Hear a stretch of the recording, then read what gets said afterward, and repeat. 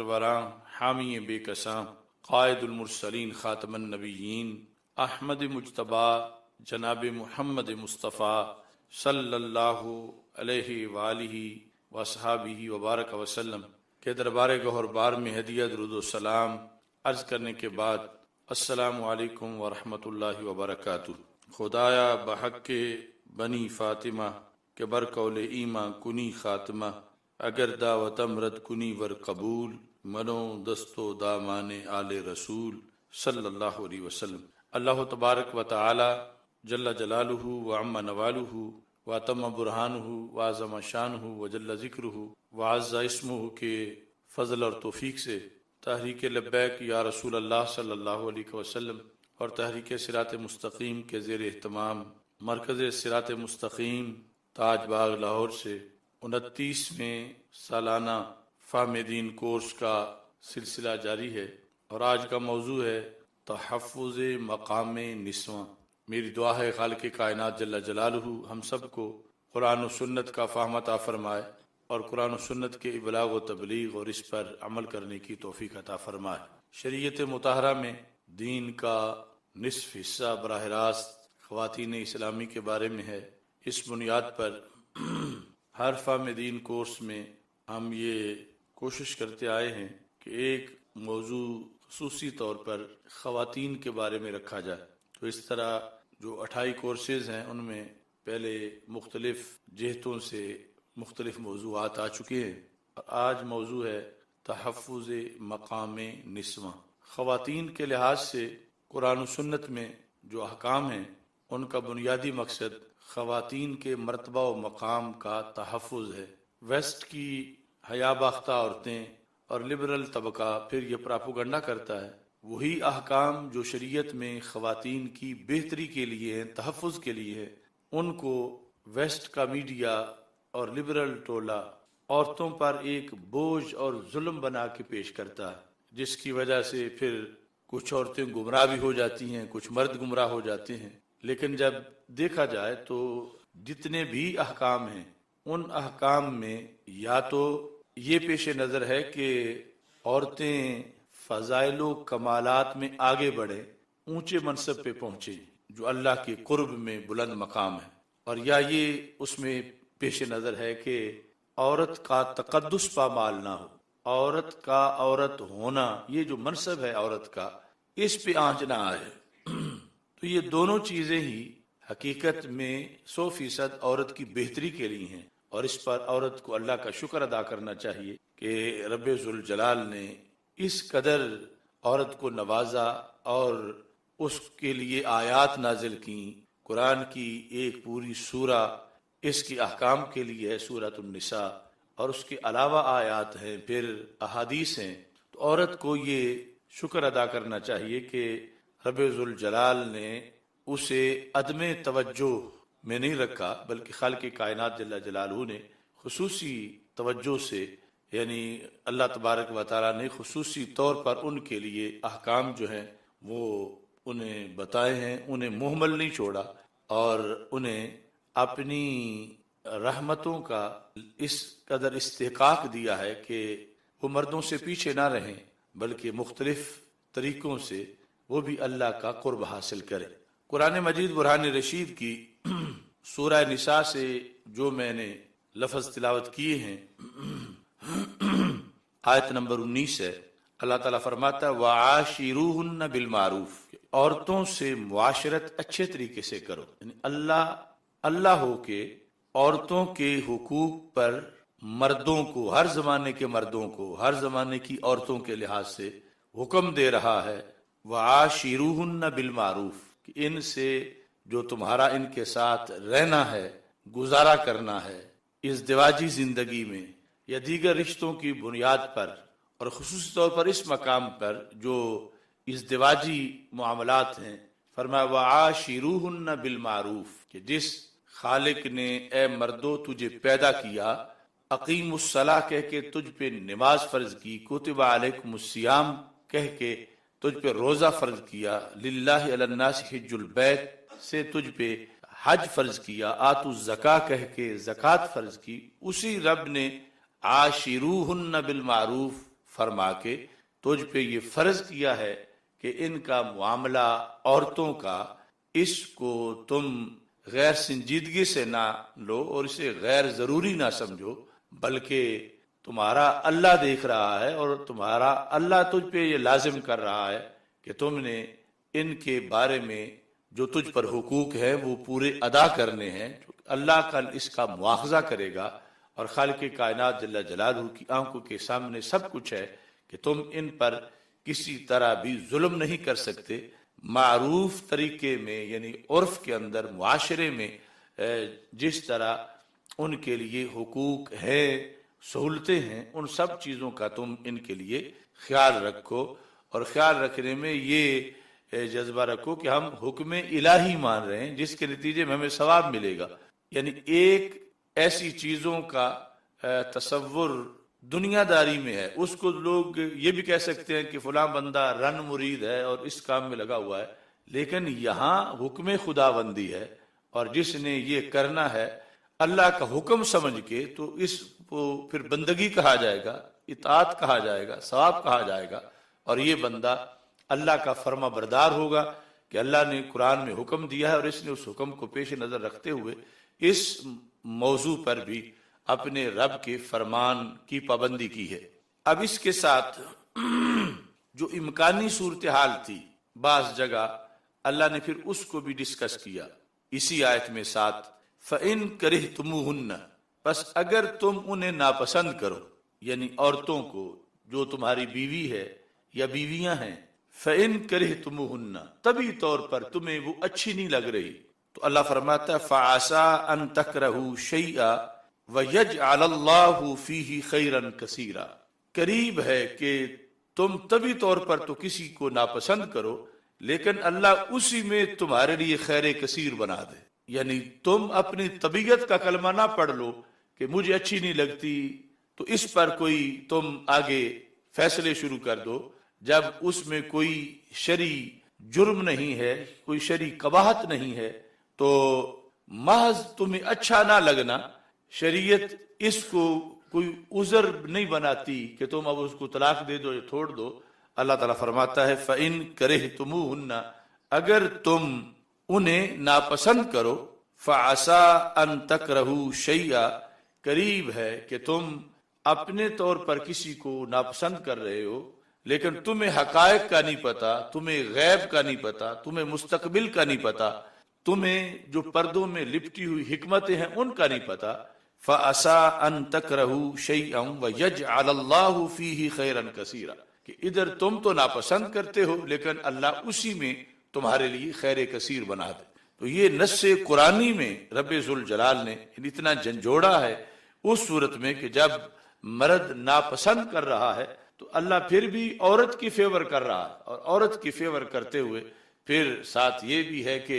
اسی میں خالق کائنات جل جلالہ تمہارے لیے خیر کثیر بنا دے۔ اسی طرح قرآن مجید برہان رشید کے مثلا دیگر جو مقامات ہیں ان میں بھی پیش نظر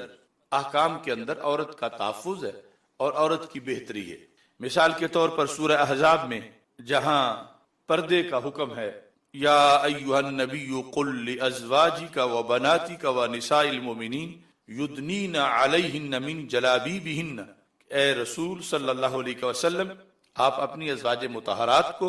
مسلمانوں کی بیٹیوں کو، اپنی بیٹیوں کو اور مسلمانوں کی جو عورتیں ہیں انہیں یہ حکم دو کہ وہ اپنی چادریں اپنے اوپر بڑھا کے رکھیں، یعنی مکمل پردہ کریں۔ اس میں اللہ فرماتا ہے ذالک ادنی ان یعرفن فلا یؤذین، یہ کیوں ہم ان پہ لازم کر رہے ہیں کہ پردہ کر کے رکھیں، اس کی حکمت کیا ہے؟ اللہ فرماتا ہے اس لیے کہ پردے میں ہوں گی تو پہچانی نہیں جائے گی تو پھر ان کو کوئی تکلیف نہیں دے گا۔ فلا یؤذین یعنی اصل مقصد اذیت سے بچانا ہے، اصل مقصد دختران اسلام کو عورتوں کو اذیت سے بچانا ہے۔ یعنی جو تمہید میں نے دو باتیں عرض کی کہ جتنے بھی احکام ہیں ان میں یا تو انہیں قرب خداوندی میں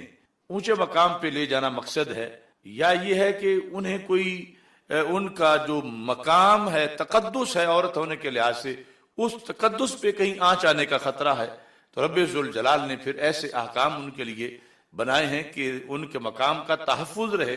اب جس چیز کو لبرل ٹولہ یا ویسٹ کے گماشتے ایک بوجھ بنا کے عورت کے لیے پیش کر رہے ہیں، تو اللہ تعالیٰ تو فرماتا ہے کہ ہم نے اس لیے کیا ہے کہ عورتوں کو کوئی اذیت نہ دے۔ تو بات تو وہ راجی ہے جو اللہ تعالیٰ کی ہے، اور جس حکمت اور جس سبب کو رب ذوالجلال جو ہے وہ بیان کرتا ہے، اور یقیناً وہی ہے۔ تو اس بنیاد پر یعنی قرآن مجید برہان رشید کی یہ آیات اس چیز کو واضح کر رہی ہیں کہ اللہ کی کوئی عداوت نہیں عورتوں سے یا مسلمانوں پر کہ سختی کا مقصد ہو، بلکہ اس میں بہتری مقصود ہے، اور اس بہتری کے پیش نظر رب ذوالجلال نے اس سورہ نساء کی آیت میں مردوں کو سمجھایا کہ تمہیں اگر جلد بہتری کا پتہ نہیں بھی چل رہا تو بالآخر تمہیں پتہ چل جائے گا کہ اگرچہ تم ناپسند کر رہے ہو، اسی میں اللہ نے تمہارے لیے بہتری رکھی ہے۔ اور پھر یہاں عورتوں کے لحاظ سے کہ یہ جو تمہارے لیے ہے کہ گہرا پردہ اچھی طرح کرو، اس میں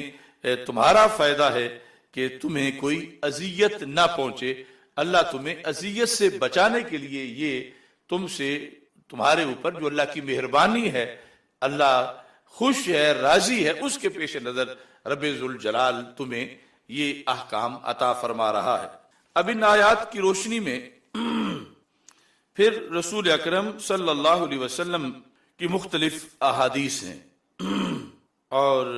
نسواں کے اندر ویسے تو پھر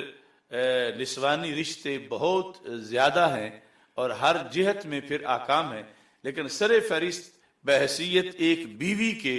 ایک عورت کے لیے جو حقوق ہیں، تعلیمات ہیں، اور جن کی زیادہ ضرورت پڑتی ہے اور جہاں زیادہ اہتمام کرنا پڑتا ہے کہ بندے کے لیے مشکلات بھی آتی ہیں اہتمام کرنے میں، اس کے لحاظ سے پھر خصوصی طور پر چند احادیث جو ہیں وہ پیش کی جاتی ہیں تاکہ ان کو پیش نظر رکھا جائے۔ اور یہ ازدواجی زندگی جو انسان کی زندگی میں ایک ناگزیر شعبہ ہے توالد اور تناسل کے لحاظ سے، اس کے گزرنے کے ساتھ ساتھ وہ جنت کا بھی مستحق بنے اور اس کی یہ زندگی کامیاب زندگی قرار پائے۔ رسول پاک صلی اللہ علیہ وسلم کا فرمان صحیح بخاری شریف میں موجود ہے، جیسے اللہ فرما رہا ہے عاشروہن بالمعروف، کہ ان سے اچھی طرح معاشرت اچھے طریقے سے کرو۔ رسول پاک صلی اللہ علیہ وسلم فرماتے ہیں وَاسْتَوْصُوا بِالنِّسَاءِ خَيْرًا، سرکار اپنے منصب نبوت سے حکم دے رہے امت کو کہ عورتوں کی خیر خواہی کرو۔ وَاسْتَوْصُوا بِالنِّسَاءِ خَيْرًا، یعنی انہیں اگنور نہ کر دو اور غیر ضروری نہ سمجھو۔ اللہ بھی مواخذہ کرے گا، اللہ کے رسول صلی اللہ علیہ وسلم بھی مواخذہ کریں گے، اور ان کے لیے احکام دربار رسالت صلی اللہ علیہ وسلم سے بھی ہیں، اور یہ نہیں کہ ان کا کوئی پرسان حال نہیں، شریعت میں ان کے لیے اللہ تعالیٰ کی طرف سے بھی متنبع کیا گیا ہے مردوں کو، اور رسول پاک صلی اللہ علیہ وسلم کی طرف سے بھی حکم ہے کہ عورتوں کی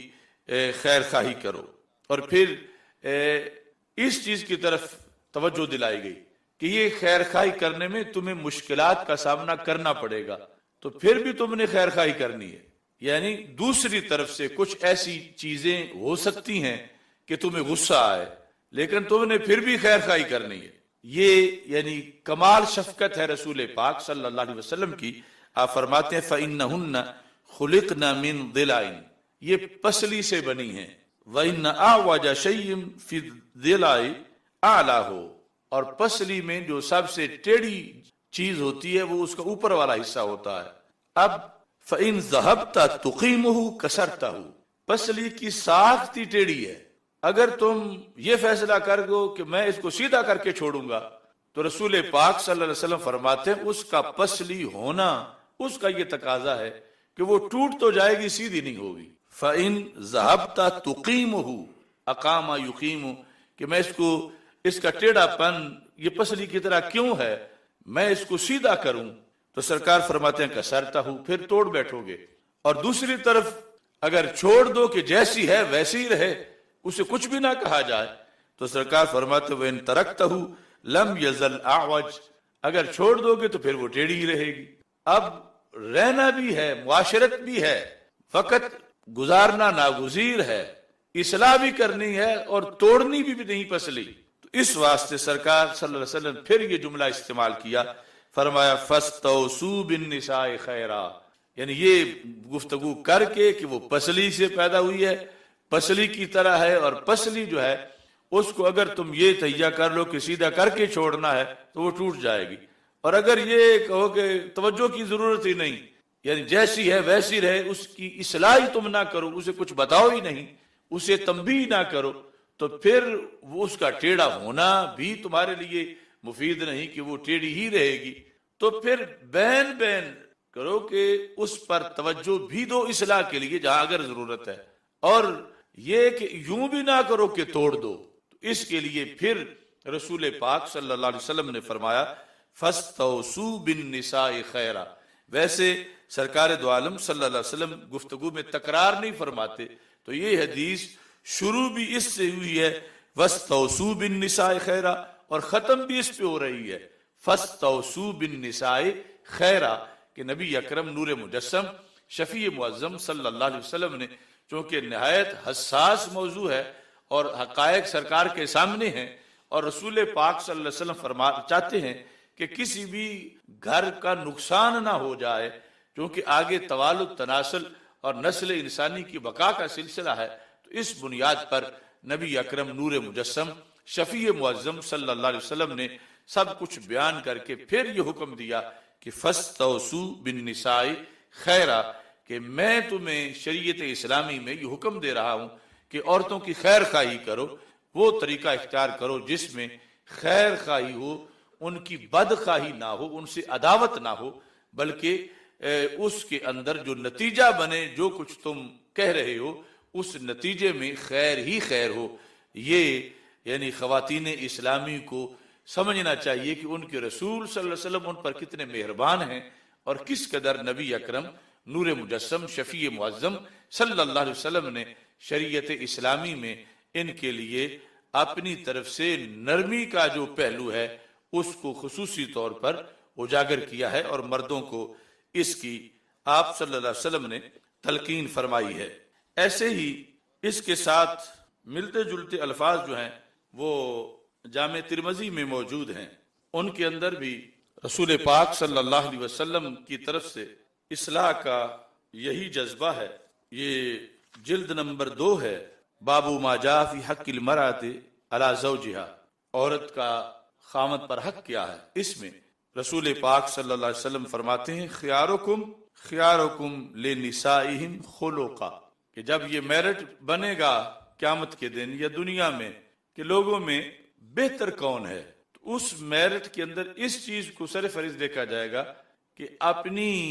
بیویوں کے لحاظ سے بہتر کون ہے، اپنے اہل و عیال کے لحاظ سے بہتر کون ہے۔ یعنی ویسے تو بہتری میں کاؤنٹ ہے کہ نماز پڑھتا ہے نہیں پڑھتا، روزہ رکھتا ہے، حج کیا ہے استطاعت پر، عقیدہ کیسا ہے، یہ ساری چیزیں شمار ہوتی ہیں، لیکن اس موضوع پر خاص طور پر گھر کا جو معاملہ ہے اس کو بھی رسول پاک صلی اللہ علیہ وسلم نے سامنے رکھا کہ اگر ایک بندہ تہجد گزارا ہے، نمازی ہے، مگر اپنے گھر والوں کے لیے وہ ابر کرم نہیں بلکہ ان کے لیے وبال جان بنا ہوا ہے، تو اس کے لیے رسول پاک صلی اللہ علیہ وسلم نے یہ حکم دیا کہ تم وقت ہے کہ ابھی اپنی اصلاح کر لو، چونکہ یہ چیز بھی شمار ہوگی اور بڑی حد تک اس کو مقدم کیا جائے گا کہ پاک محبوب صلی اللہ علیہ وسلم فرماتے خیارکم لنسائہم خلقا، کہ تم میں سے بہترین وہ ہیں جو تم میں سے عورتوں کے حق میں خلق کے لحاظ سے بہترین ہیں، اپنے اخلاق میں عورتوں کے لحاظ سے عورتوں پر سختی بے جا نہیں کرتے، شرعی تقاضے وہ تو اس کی ڈیوٹی ہے کہ وہ سمجھائے بتائے وہ پابندیاں ساری، لیکن یہ ہے کہ ان کے ساتھ بدخلقی اور بے جا سختی جو ہے وہ جائز نہیں ہے۔ رسول پاک صلی اللہ علیہ وسلم نے اپنی شریعت میں اس حقیقت کو واضح کیا۔ اور ایسے ہی جو حدیث نمبر 1163 ہے، پہلی 1162 تھی، اس میں نبی اکرم صلی اللہ علیہ وسلم کے الفاظ اس طرح ہیں، الا خبردار، وستوصوا بالنساء خیرا، عورتوں کے بارے میں خیر خائی کرو، الا کہہ کر تنبیہ کر کے خبردار کیا۔ اور پھر رسول پاک صلی اللہ علیہ وسلم نے فرمایا، الا ان لکم علی نسائکم حقا ولنسائکم علیکم حقا، کہ تمہاری عورتوں پہ حق ہے اور تمہاری عورتوں کا تمہارے اوپر حق ہے۔ تو ان حقوق کو پیش نظر رکھتے ہوئے حقوق کی ادائیگی کا جو معاملہ ہے اس کو مقدم کیا جائے۔ اس میں عاشروہن بالمعروف جو قرآن کا حکم ہے، عاشروہن بالمعروف، تو امام نسائی جو ہیں انہوں نے اس پر ایک پوری کتاب پھر لکھی، عشرۃ النساء۔ یعنی پھر بھی کچھ عورتیں کہتی ہیں کہ ہمارے بارے میں کوئی بولتا نہیں، یعنی ادھر قرآن کی پوری صورت ان کے لیے ہے، کتنی آیات ہیں، کتنی احادیث ہیں، اور پھر تاریخ میں کتنے اماموں نے مستقل ان کے حقوق پر کتابیں لکھی ہیں۔ تو یہ امام نسائی جو ہیں انہوں نے عشرۃ النساء جو کتاب لکھی ہے، اس سے ایک خاص حدیث جو ہے وہ آپ حضرات کے سامنے پیش کر رہا ہوں۔ حضرت جابر بن عبداللہ رضی اللہ تعالیٰ عنہ راوی ہیں، کہتے ہیں ان رسول اللہ صلی اللہ علیہ وسلم خطب الناس، کہ نبی اکرم صلی اللہ علیہ وسلم نے لوگوں کو خطبہ دیا۔ وہ خطبہ جو اس کا سارا موضوع ہی خواتین تھی، اور اس خطبے کے اندر جو لفظ ہیں اس سے رونگٹے کھڑے ہو جاتے ہیں۔ ادھر قرآن کہہ رہا ہے عاشروہن بالمعروف، سرکار فرما رہے ہیں استوصوا بالنساء خیرا، اور یہاں رسول پاک صلی اللہ علیہ وسلم فرماتے اتقوا اللہ فی النساء، عورتوں کے معاملے میں رب سے ڈرو، اتقوا اللہ فی النساء، عورتوں کے معاملے میں اللہ سے ڈرو۔ یعنی یہ شریعت کا اہم ترین لہجہ ہے، عورتوں کے معاملے میں اللہ سے ڈرو۔ اب کوئی کیسے کسی کی عورت بن گئی ہے؟ کیا پیسے دینے سے اس نے اس کو خرید لیا ہے؟ کس بنیاد پر وہ کسی کی بیٹی تھی اب اس کی خادمہ بنی ہوئی ہے؟ وہ کسی کی بیٹی تھی، اب اس کے لیے اس نے اپنے آپ کو پیش کر رکھا ہے۔ رسول پاک صلی اللہ علیہ وسلم فرماتے ہیں فَإِنَّكُمْ أَخَذْتُمُوهُنَّ بِأَمَانَةِ اللَّهِ، تم نے انہیں اللہ کی امانت کے ذریعے حاصل کیا ہے۔ فَإِنَّكُمْ أَخَذْتُمُوهُنَّ بِأَمَانَةِ اللَّهِ، اللہ کی امانت کے ذریعے۔ یعنی ایک ہے تمہارے پاس بھائی کی امانت، ایک ہے ماموں کی امانت، ویسے امانتیں جو پڑی ہوتی ہیں، ایک ہے کسی چودھری کی امانت، اور پھر جتنا بڑا کوئی وڈیرا ہے کہ یہ دھیان رکھنا یہ فلاں کی امانت ہے۔ تو سرکار فرماتے ہیں جو تمہاری بیوی ہے، اگرچہ اس کے میکے کمزور بھی ہوں، اس کے بھائی کمزور ہوں، اس کا باپ کمزور ہو، لیکن وہ امانت تمہارے اللہ کی ہے، تمہارے گھر وہ تمہارے اللہ کی امانت ہے۔ تو اللہ کی امانت میں خیانت نہ ہونے دینا، یعنی اللہ کی امانت کے امین بن کے رہنا۔ وہ تمہارے گھر جو کسی کی بیٹی ہے اور تمہاری بیوی ہے، وہ کیا ہے؟ فرمایا انکم اخذتموہن بامانۃ اللہ، اللہ کی امانت کے ساتھ۔ اور اگلے جو الفاظ ہیں وہ مزید ضمیر کو جھنجھوڑتے ہیں، کیسے تمہارے لیے جائز ہو گیا اس کے ساتھ ازدواجی تعلق؟ کیا تمہارا حق تھا؟ تم نے کیا کیا کہ اب وہ کام ویسے اگر ہوتا تو زنا ہوتا، اور تم شادی شدہ ہو کے کرتے تو تمہیں رجم ہوتا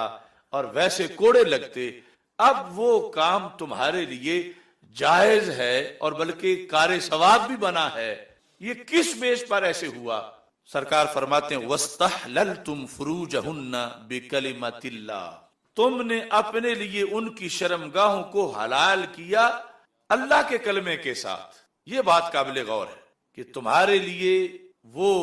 حلال ہو گئیں۔ یہ نہیں کہ حق مار کی رقم نے بڑا کردار ادا کیا، کو کتنی بھی دے لے۔ سرکار فرماتے ہیں بِكَلِمَةِ اللَّهِ، اللہ کے کلمے نے تمہارے لیے اس کو حلال کیا۔ کلمے کی حلال کردہ چیز تمہارے پاس ہے تو تم آگے بگڑ نہ جاؤ، اور تم اس پر آگے کوئی فساد کی صورت اختیار نہ کرو کہ وہ اللہ کی امانت ہے جو تمہارے پاس ہے، اور جو اس میں تمہارے لیے حلال کا وصف ہے وہ کیسے بنا ہے؟ وَاسْتَحْلَلْتُمْ فُرُوجَهُنَّ بِكَلِمَةِ اللَّهِ، اللہ کے کلمے سے تم نے انہیں اپنے لیے حلال کیا۔ اب یہاں ایک جو غیر مسلم میاں بیوی ہیں اور مسلمان، ان کا واضح طور پر فرق ہے، اور پھر ادھر صرف دنیا داری ہے، ادھر پرہیزگاری ہے، اور اسی میں ہی جنت کی تیاری ہے۔ یعنی اسی بنیاد پر جو صحیح بخاری شریف میں ہے کہ رسول پاک صلی اللہ علیہ وسلم نے جب صدقے کی قسمیں بیان کی، صدقہ، اور صدقہ کا اسلام میں بڑا مقام ہے، الصدقہ تو تطفئ غضب الرب، صدقہ اللہ کے غصے کو بجھا دیتا ہے۔ اب اللہ کی ذات اور اس کا غصہ، لیکن صدقے کو یہ مقام حاصل ہے، الصدقہ تو تطفئ غضب الرب۔ اب صدقے کی قسمیں بیان کرتے ہوئے ہمارے آقا صلی اللہ علیہ وسلم نے فرمایا کہ امر بالمعروف بھی صدقہ ہے، نہی عن المنکر بھی صدقہ ہے، اناڑی کو کوئی ہنر سکھا دینا صدقہ ہے، نیچے چھڑی گری ہو سوار کی اسے پکڑا دینا صدقہ ہے۔ فرمایا وفی بضع احدکم صدقہ، تمہاری شرمگاہوں میں بھی صدقہ ہے۔ یہ مومن کی شان ہے کہ اس کی ازدواجی زندگی اور نکاح شریعت کی روشنی میں جو ہوا، اس کے بعد ان میاں بیوی کا باہمی جو تعلق ہے اس کو سرکار صدقہ فرما رہے ہیں، یعنی اور صدقے کی شان پھر کتنی ہے۔ تو اس بنیاد پر نبی اکرم نور مجسم شفیع معظم صلی اللہ علیہ وسلم نے یہ جو مسلم خامند ہے اس کو سمجھایا، مسلم خامند کو تنبیہ کی، اور یہ کہ اس کو کوئی مال غنیمت سمجھ کے ایسا تم ان کے ساتھ رویہ نہ اختیار کرو، یا جیسے کوئی لوٹی ہوئی چیز ہوتی ہے یا کسی نادار گھرانے کی ہے تو اسے تم کوئی اس طرح کی چیز سمجھ لو، کوئی جانور کی طرح نہیں۔ یہ اللہ کے کلمے کی برکت ہے کہ جس کی وجہ سے یہ تمہارے لیے حلال ہوئی۔ اگر وہ کلمہ بیچ میں نہ آتا تو یہ کبھی بھی تمہارے لیے حلال نہ ہوتی۔ تو اس کلمے کو پیش نظر رکھو، اور پھر اللہ کی امانت کو پیش نظر رکھو کہ رب ذوالجلال کی امانت سمجھ کے تم نے زندگی اس کے ساتھ گزارنی ہے۔ اور اللہ تعالیٰ فرماتا ہے کہ اگر تم ناپسند بھی کرو تو قریب ہے کہ اللہ اس میں تمہارے لیے خیر کثیر عطا کر دے۔ تو یہ سارے پہلو شریعت مطہرہ کے سامنے ہیں۔ نبی اکرم نور مجسم شفیع معظم صلی اللہ علیہ وسلم کا یہاں یہ پیغام، اتقوا اللہ فی النساء، عورتوں کے مسئلے میں اللہ سے ڈرو۔ ایک تو یہ نا نماز کے معاملے میں اللہ سے ڈرو، پڑھا کرو، روزے کے معاملے میں اللہ سے ڈرو، حج کے معاملے میں اللہ سے ڈرو، عورتوں کے معاملے میں اللہ سے ڈرو، کہ یہ بھی ایک مستقل تمہاری آزمائش ہے، اور یہ جس کے ساتھ تم نے زندگی کے کئی سال بسر کرنے ہیں، جس کے ساتھ جن کے ساتھ، اس کے بارے میں رب ذوالجلال نے کل مواخذہ کرنا ہے، اور اس کا مکمل امتحان ہونے والا ہے۔ اس کے اندر یہ چیز بھی شریعت میں موجود ہے۔ امام ابن جوزی نے احکام النساء نامی کتاب جو لکھی، تو اس کے اندر انہوں نے یہ لکھا، یعنی عورت کے لحاظ سے جو رسول پاک صلی اللہ علیہ وسلم نے اسے سمجھایا کہ تیرا مقام کیا ہے اور اس مقام کا تحفظ کیا ہے۔ اب کچھ تو حیا باختہ عورتیں آج یہ لفظ بولتی ہیں کہ یہ جو مرد حق ادا نہیں کر رہے، اور یہ ہے وہ ہے، اور یہ انہوں نے بچے جننے والی مشینیں سمجھا ہوا ہے، اس طرح کے وہ ڈائلاگ بول جاتی ہیں۔ تو رسول پاک صلی اللہ علیہ وسلم نے اس کی کیسے وضاحت کی، اور یہ جو وصف ہے عورت کا، یہ اس کا عیب نہیں، یہ اس کی کمزوری نہیں، یہ اس کا ایک مقام پہ جا کے ایسا کردار ہے جو مجاہدوں کے جہاد سے بھی بڑا قرار پاتا ہے۔ اب کتنی سوچ بگڑ گئی، کنویں کو مینار اور مینار کو کنواں، کہ جس بیس پر عورت آ کر شہیدوں سے، مجاہدوں سے، غازیوں سے کردار میں کہیں آگے بڑھ جاتی ہے، ویسٹ اسے عیب بنا رہا ہے اور عورتوں کو باغی کرنا چاہتا ہے کہ تمہیں یہی سمجھا ہوا ہے۔ تو رسول پاک صلی اللہ علیہ وسلم کا یہ فرمان دہلوی کی جامع کبیر میں بھی ہے، الترغیب و ترہیب میں بھی ہے، اور یہاں احکام النساء جو ابن جوزی کی اس میں بھی ہے کہ حضرت عبداللہ بن عباس رضی اللہ تعالی عنہما ارشاد فرماتے ہیں کہ جاءت امرأۃ الی النبی صلی اللہ علیہ وسلم، ایک عورت صحابیہ رسول پاک صلی اللہ علیہ وسلم کے پاس حاضر ہوئی، فقالت یا رسول اللہ صلی اللہ علیہ وسلم